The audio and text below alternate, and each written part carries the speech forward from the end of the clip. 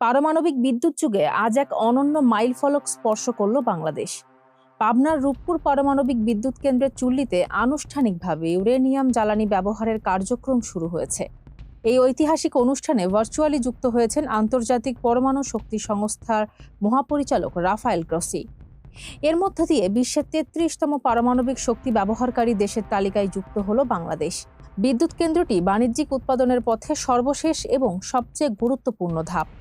চুল্লি পাত্রে জ্বালানি প্রবেশের ফলে সৃষ্ট তাপে পানি বাষ্পে পরিণত হবে, যা থেকে উৎপাদিত হবে বিদ্যুৎ।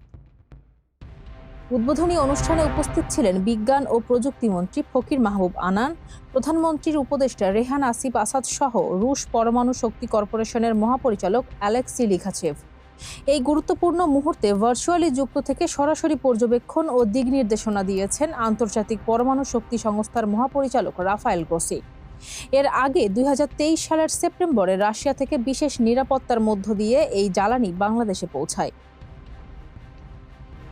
বিজ্ঞান ও প্রযুক্তি মন্ত্রণালয় জানিয়েছে, বাণিজ্যিকভাবে বিদ্যুৎ উৎপাদনের আগে এটি চূড়ান্ত ধাপ। ১২০০ মেগাওয়াট ক্ষমতার দুটি ইউনিটের প্রথমটি থেকে আগামী আগস্টের মধ্যে জাতীয় গ্রিডে ৩০০ মেগাওয়াট বিদ্যুৎ সরবরাহ শুরুর লক্ষ্যমাত্রা নির্ধারণ করা হয়েছে। রূপপুরের এই কেন্দ্রটি দেশের মোট বিদ্যুৎ চাহিদার প্রায় ১০ থেকে ১২% পূরণ করবে বলে আশা করছে সরকার। প্রকল্পটি বাস্তবায়নে কাজ করছে রাশিয়ার ঠিকাদারি প্রতিষ্ঠান অ্যাটমোস্ট্রোয় এক্সপোর্ট। আন্তর্জাতিক পরমাণু শক্তি সংস্থার কঠোর তত্ত্বাবধানে এবং সব ধরনের নিরাপত্তা মান বজায় রেখে জ্বালানি প্রবেশের এই প্রক্রিয়া সম্পন্ন করা হচ্ছে। দীর্ঘমেয়াদে জীবাশ্ম জ্বালানির তুলনায় এটি সাশ্রয়ী ও পরিবেশ বান্ধব হবে। রূপপুর প্রকল্পকে বাংলাদেশের ইতিহাসে সবচেয়ে বড় একক প্রকল্প হিসেবে বিবেচনা করা হয়। ১৯৬১ সালে শুরু হওয়া স্বপ্নের এই প্রকল্প যুগে যুগে নানা চড়াই উতরাই পেরিয়ে অবশেষে আলোর মুখ দেখল।